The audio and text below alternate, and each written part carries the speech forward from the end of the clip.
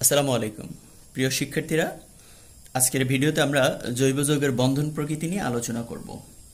আমরা জানি যে জৈব যৌগের বন্ধন হচ্ছে প্রধানত সমযোজী বন্ধন।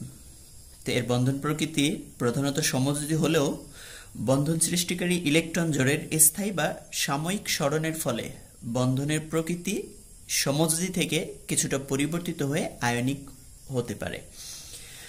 তো সমযোজী প্রকৃতি থেকে এটি পরিবর্তিত হয়ে যে আয়নিক প্রকৃতির ধারণ করে, এর কতগুলো কারণগুলো হলো ইন্ডাকটিভ ইফেক্ট বা আবেশিত প্রভাব, মেসোমারিক ইফেক্ট, ইলেকট্রোমারিক ইফেক্ট এবং হাইপার কনজুগেশন ইফেক্ট। এই চারটি ইফেক্ট বা প্রভাবের কারণেই সমযোজী বন্ধনসমূহ কিছুটা আয়নিক প্রকৃতির হয়ে থাকে। তো প্রথমে আমরা ইন্ডাকটিভ ইফেক্ট নিয়ে কথা বলবো। তো ইন্ডাকটিভ ইফেক্ট হচ্ছে কার্বন পরমাণু ও অন্য কোনো পরমাণুর মধ্যবর্তী সিগমা বন্ধনের ইলেকট্রন।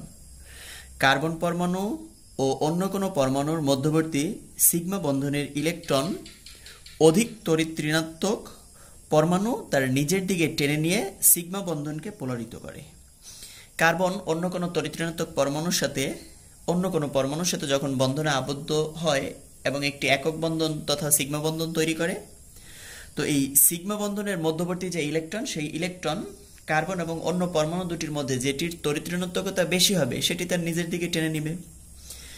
তো ফলে কি হবে, সিগমা বন্ধনের পোলারাইজেশন ঘটে, সিগমা বন্ধনটি পোলারিত হয়। সিগমা বন্ধনের এরূপ এই পোলারিকরণকেই ইন্ডাকটিভ ইফেক্ট বা আবেশীয় প্রভাব বলে।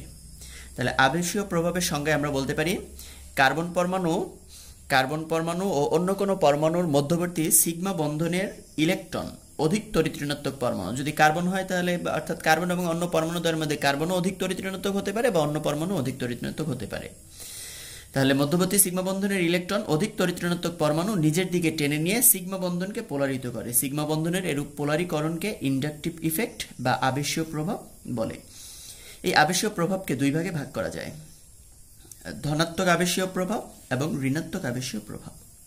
তো ধনাত্মক আবেশীয় প্রভাব কার্বন ও অন্য কোনো পরমাণু বা মূলকের মধ্যবর্তী সিগমা বন্ধনের ইলেকট্রন কার্বন পরমাণুর দিকে ঠেলে দিয়ে যে আবেশীয় প্রভাবের সৃষ্টি করে তাকে ধনাত্মক আবেশীয় প্রভাব বলা হয়।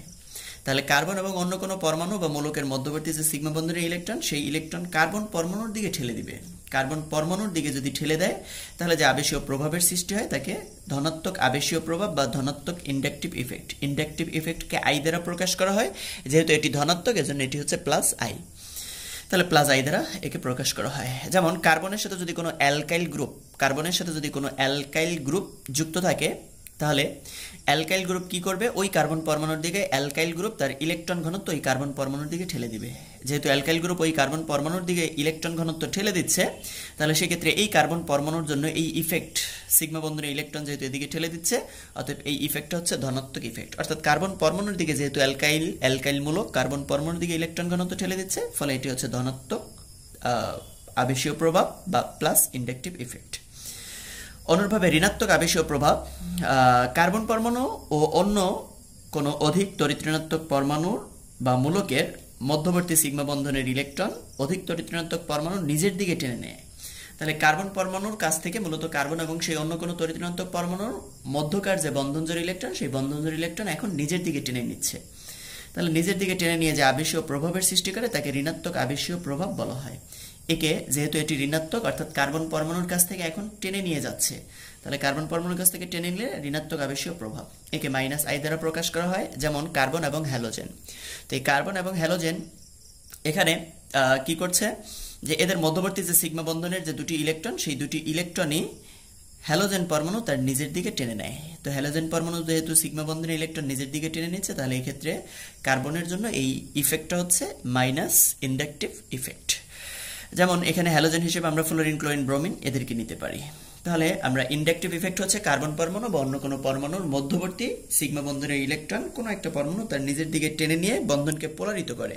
তো সিগমা বন্ধনের এরূপ এই পোলারিকরণের প্রভাবকেই বলা হয় আবেশিত প্রভাব বা ইন্ডাকটিভ ইফেক্ট। আবেশীয় প্রভাব বা ইন্ডাকটিভ ইফেক্ট এটি দুই প্রকার। যদি কার্বন পরমাণুর দিকে ইলেকট্রন ঘনত্ব ঠেলে দেয় তাহলে ধনাত্মক আবেশীয় প্রভাব, আর যদি কার্বন পরমাণুর কাছ থেকে ইলেকট্রন ঘনত্ব টেনে নেয় তাহলে এটা হচ্ছে ঋণাত্মক আবেশীয় প্রভাব। এরপরে হচ্ছে মেসোমারিক ইফেক্ট বা মেসোমারিক প্রভাব। যৌগে দুটি পাই বন্ধন, যেমন কার্বন কার্বন ত্রিবন্ধনের ক্ষেত্রে দুটি পাই বন্ধন, তো যৌগে দুটি পাই বন্ধন বা একটি পাই বন্ধন ও একটি মুক্তজোড় ইলেকট্রন, তাহলে এক্ষেত্রে দুটি পাই বন্ধন হতে হবে, একটি মুক্তজোড় ইলেকট্রন, অথবা একটি পাই বন্ধন একটি মুক্তজোড় ইলেকট্রন, এরকম হতে হবে। তো যৌগে দুটি পাই বন্ধন বা একটি পাই বন্ধন একটি মুক্তজোড় ইলেকট্রনের মধ্যে আন্তঃক্রিয়ার ফলে, তাহলে একটি পাই বন্ধন ও একটি মুক্ত ইলেকট্রন জোড়ের মধ্যে আন্তঃক্রিয়ার ফলে যৌগটি পোলারিটির সৃষ্টি হয়। তাহলে যৌগে পোলারিটির সৃষ্টি হলে একে মেসোমারিক বা রেজোনেন্স প্রভাব বলে। তাহলে রেজোনেন্স প্রভাব হলো যে যৌগে দুটি পাই বন্ধন বা একটি পাই বন্ধন ও একটি মুক্ত ইলেকট্রন জোড়, এদের মধ্যে আন্তঃক্রিয়ার ফলে যৌগে পোলারিটির সৃষ্টি হলে, সেই পাই বন্ধন ও মুক্ত ইলেকট্রন জোড়ের মধ্যে আন্তঃক্রিয়ার ফলে পোলারিটির সৃষ্টি হলে তাকে মেসোমারিক বা রেজোনেন্স প্রভাব বলে। মেসোমারিক প্রভাব বা রেজোনেন্স প্রভাব। মেসোমারিক প্রভাবকেও দুই ভাগে ভাগ করা যায়, যথা ধনাত্মক মেসোমারিক প্রভাব এবং ঋণাত্মক মেসোমারিক প্রভাব।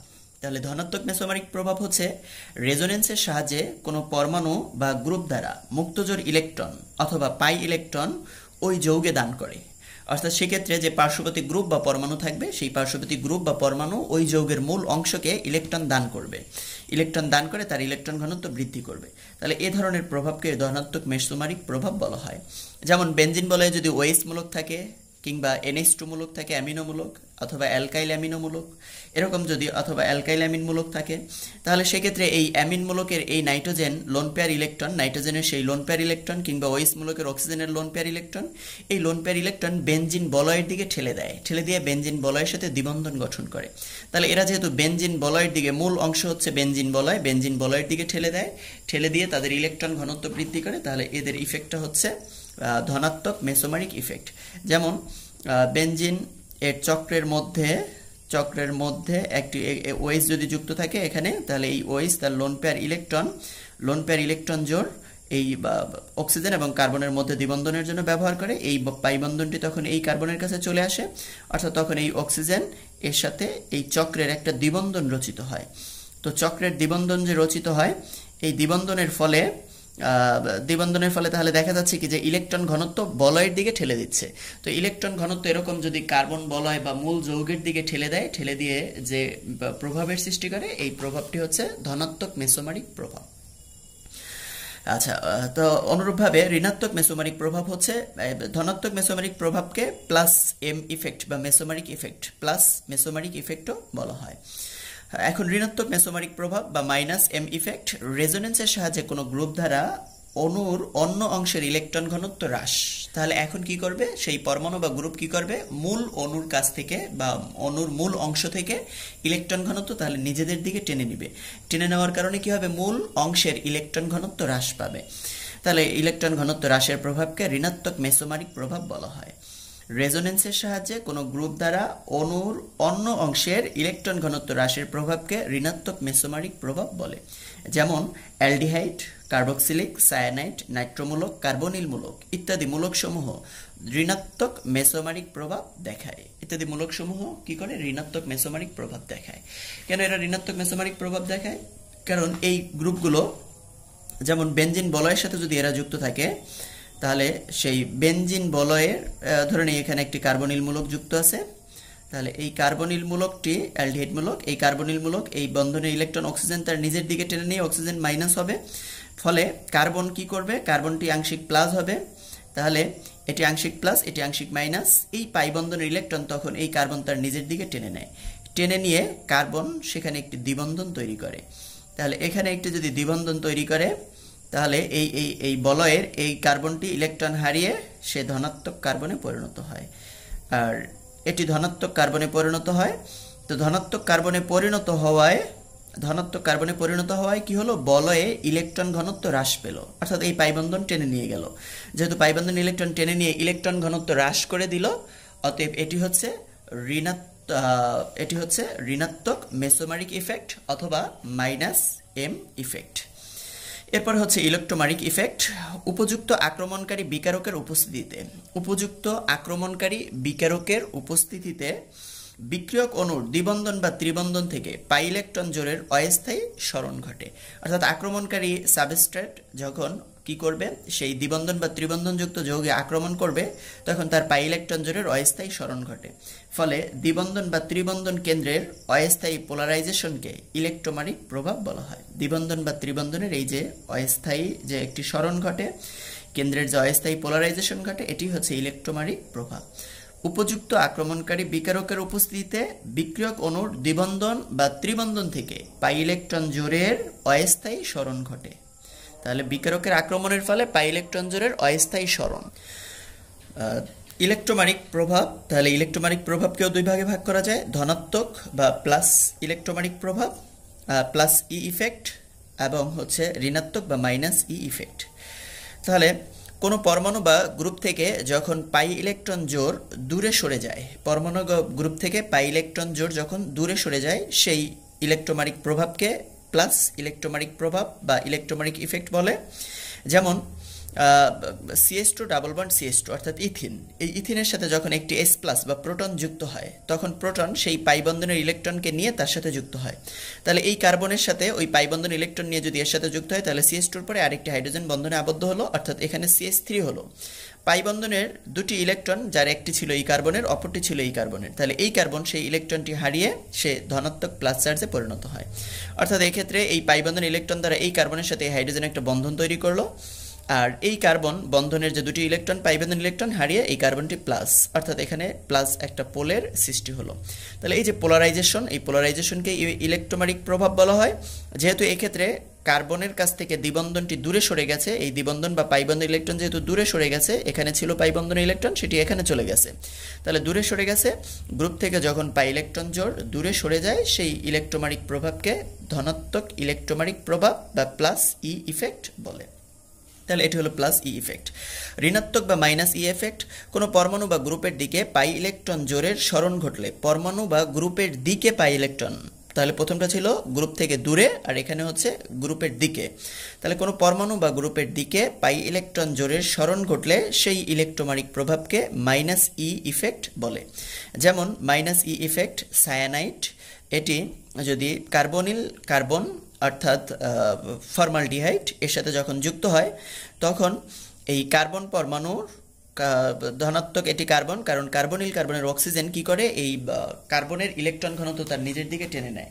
তাহলে ইলেকট্রন ঘনত্ব তার নিজের দিকে টেনে নিয়ে সেক্ষেত্রে এই যৌগটির ক্ষেত্রে, তাহলে কার্বনিলের এই অংশের কার্বন এবং অক্সিজেনের মধ্যকার পাই ইলেকট্রন জোড় অক্সিজেন তার নিজের দিকে টেনে নিয়ে এটি মাইনাস, এই কার্বনটি প্লাস। তাহলে এই প্লাস কার্বনটি সায়ানাইড অংশের এই মাইনাস অংশটুকু এই কার্বনকে, প্লাস কার্বনকে আক্রমণ করে সেখানে যদি যুক্ত হয়, তাহলে যুক্ত হলে সেক্ষেত্রে এই CN অংশটা যুক্ত হলো ওই কার্বনের সাথে, এই কার্বনের দুটি হাইড্রোজেন CH2, আর তার সেই অক্সিজেনটি এটি মাইনাস হয়ে গেল, পাই বন্ধন ইলেকট্রন টেনে নিয়ে মাইনাস হয়ে গেল। তাহলে এই সায়ানাইড মূলকটুকুর কারণে, অর্থাৎ এই যে মাইনাস মূলকটা ছিল, সেই মাইনাস মূলকটার কারণে এখানকার মধ্যবর্তী পাই বন্ধনের ইলেকট্রন কি হলো, এই গ্রুপের কাছে সরে গেল, অর্থাৎ তাদের কাছে ছিল সেটি আরও প্রান্তে সরে গেছে। যে গ্রুপটুকুর কাছে পাই বন্ধনের ইলেকট্রন ছিল তা থেকে তাদের কাছেই আরও দূরে সরে গেছে। তাহলে অর্থাৎ তাদের দিকেই ঠেলে দিচ্ছে। এক্ষেত্রে কিন্তু সায়ানাইড অংশটা সেই পাই বন্ধন ইলেকট্রনকে তার দিকে টেনে নেয়নি, বরং তাদের দিকে ঠেলে দিয়েছে। তাহলে এরকম যদি ওই পরমাণু বা গ্রুপের দিকে পাই বন্ধনের ইলেকট্রন ঠেলে দেয়, তাহলে সেই ইলেকট্রোম্যাগনেটিক প্রভাবকে মাইনাস ই ইফেক্ট বা ঋণাত্মক ইলেকট্রোম্যাগনেটিক ইফেক্ট বলা হয়। এরপরে হচ্ছে হাইপার কনজুগেশন। হাইপার কনজুগেশন যখন জৈব যৌগে একটি অ্যালকাইল গ্রুপ, সেটি হতে পারে মিথাইল কিংবা 1 degree alkyl, 2 degree alkyl, 3 degree, এরকম যে কোনো হতে পারে। তো যখন জৈব যৌগে একটি অ্যালকাইল গ্রুপ প্রত্যক্ষভাবে দ্বিবন্ধন বা ত্রিবন্ধনের সাথে যুক্ত থাকে, তাহলে প্রত্যক্ষভাবে একটি অ্যালকাইল কি হবে, দ্বিবন্ধন বা ত্রিবন্ধনের সাথে যুক্ত হবে। কার্বন কার্বন দ্বিবন্ধন, কার্বন কার্বন ত্রিবন্ধন, কার্বন অক্সিজেন দ্বিবন্ধন, বা কার্বন নাইট্রোজেন ত্রিবন্ধন, এরকম যে কোনোটা হতে পারে। তাহলে যখন জৈব যৌগে একটি অ্যালকাইল গ্রুপ প্রত্যক্ষভাবে দ্বিবন্ধন বা ত্রিবন্ধনের সাথে যুক্ত থাকে, তখন সেই দ্বিবন্ধন বা ত্রিবন্ধনের পাই অরবিটাল, তাহলে দ্বিবন্ধন বা ত্রিবন্ধন এদের যে এই পাই অরবিটাল, এর মধ্যে যেহেতু একটি সিগমা একটি পাই বন্ধন পাই অরবিটাল আণবিক অরবিটাল তৈরি করে, তাহলে সেই পাই অরবিটাল এবং সন্নিহিত CH অর্থাৎ এর পার্শ্ববর্তী এই কার্বনের সাথে বা আলফা কার্বনের সাথে যে হাইড্রোজেনটা যুক্ত থাকে, সেই হাইড্রোজেনটা অবশ্যই একক বন্ধন অর্থাৎ সিগমা বন্ধনে আবদ্ধ থাকবে। তাহলে সন্নিহিত CH সিগমা বন্ধন অরবিটালের অভিলেপন ঘটে। তাহলে মূলত হচ্ছে কি, এখানে সেই পাই বন্ধনের পাই আণবিক অরবিটাল এবং সিগমা বন্ধনের সিগমা অরবিটাল, CH এর সিগমা বন্ধনের সিগমা অরবিটাল, তাহলে এই সিগমা অরবিটালের অভিলেপন ঘটে। অভিলেপন ঘটার ফলে পাই বন্ড ও সিগমা বন্ডের ইলেকট্রন জোড় এক বিশেষ রেজোনেন্সের মাধ্যমে স্থায়িত্ব লাভ করে। তাহলে সেই পাই বন্ধনের পাই ইলেকট্রন এবং সিগমা বন্ধনের সিগমা ইলেকট্রন তারা যেহেতু তাদের মধ্যে অভিলেপন ঘটে, অভিলেপন ঘটার ফলে তারা পুনর্বিন্যাসিত হয়ে নতুন ধরনের একটা রেজোনেন্সের মাধ্যমে পুনর্বিন্যাসিত হয় রেজোনেন্সের মাধ্যমে এবং একটা স্থায়িত্ব লাভ করে। পাই এবং সিগমা বন্ডের মধ্যে একটা স্থায়িত্ব লাভ করে। এই বিশেষ রেজোনেন্সকেই হাইপার কনজুগেশন বলা হয়। হাইপার কনজুগেশন যেহেতু সিগমা এবং পাইয়ের মধ্যে ঘটছে, এজন্য একে সিগমা পাই কনজুগেশনও বলা হয়। তাহলে যখন জৈব যৌগে একটি অ্যালকাইল গ্রুপ প্রত্যক্ষভাবে দ্বিবন্ধন বা ত্রিবন্ধনের সাথে যুক্ত থাকে, তখন সেই দ্বিবন্ধন বা ত্রিবন্ধনের পাই অরবিটাল, অ্যালকাইল যুক্ত থাকছে দ্বিবন্ধন বা ত্রিবন্ধনের সাথে, তখন সেই দ্বিবন্ধন বা ত্রিবন্ধনের পাই অরবিটাল এবং সন্নিহিত সিএইচ সিগমা বন্ড অরবিটাল এর অভিলেপন ঘটে। পাই অরবিটাল এবং তার সন্নিহিত আলফা কার্বনের সেই সিএইচ যে বন্ড, সেই বন্ডের অভিলেপন ঘটে। এর ফলে পাই বন্ড আর সিগমা বন্ডের ইলেকট্রন জোড় পুনর্বিন্যাসিত হয় এক বিশেষ রেজোনেন্স প্রক্রিয়ায়। তাহলে এক বিশেষ রেজোনেন্সের মাধ্যমে এরা পুনর্বিন্যাসিত হয়ে স্থায়িত্ব লাভ করে। এই বিশেষ রেজোনেন্সকেই হাইপার কনজুগেশন বা সিগমা পাই কনজুগেশন বলা হয়।